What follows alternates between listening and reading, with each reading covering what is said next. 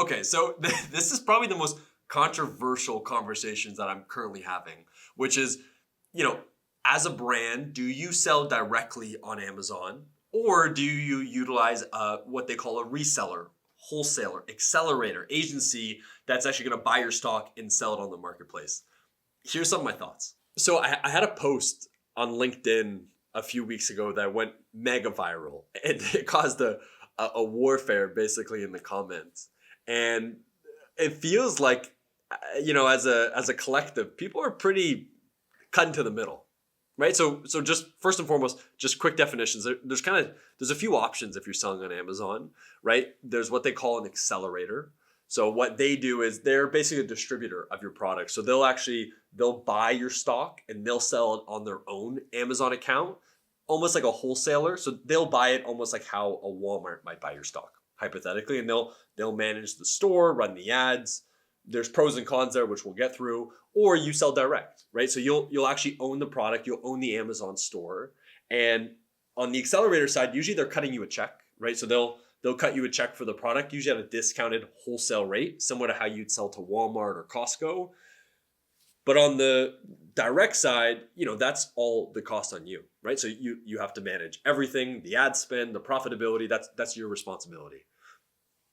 And I'm really torn because I see both sides. And so for context, we kind of play both sides of this arena. So on the one side, right, we work with all these incredible accelerators, right? So we work with some of the largest in the world, right? You probably know the names of them. And so we're prepping and labeling millions of items. So they might have exclusive contracts with like the Sonys of the world, right? Or the JBLs where, we're kitting, we're labeling, we're bundling, and it's an incredible business model for us.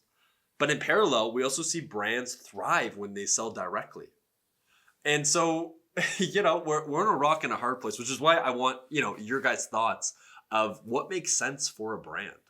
So on the accelerator side, some of the places that I think about is, well, incredible. Like you get this ability of a low lift, a very strong team that can manage it, can grow it, and it is pretty much autonomous, right? And if you're a brand that doesn't have a D2C team or an Amazon team, maybe that is potentially an avenue. Or maybe that's phase one, right? I've seen that potentially work too.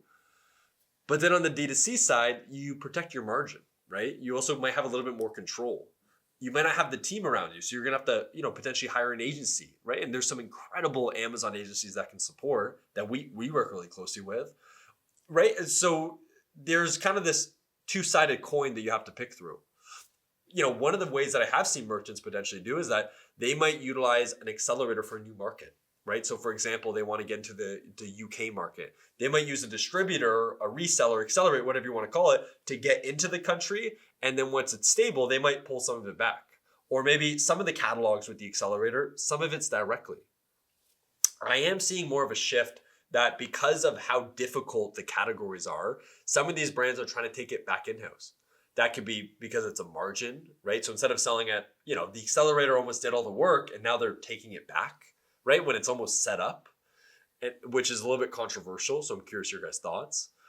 Or, right, like they want more control, right? Maybe they want to move a little bit more agile or they want to launch new SKUs and maybe the accelerator is not allowing them. Like there's a lot of variable there that I think just makes this conversation a lot more interesting.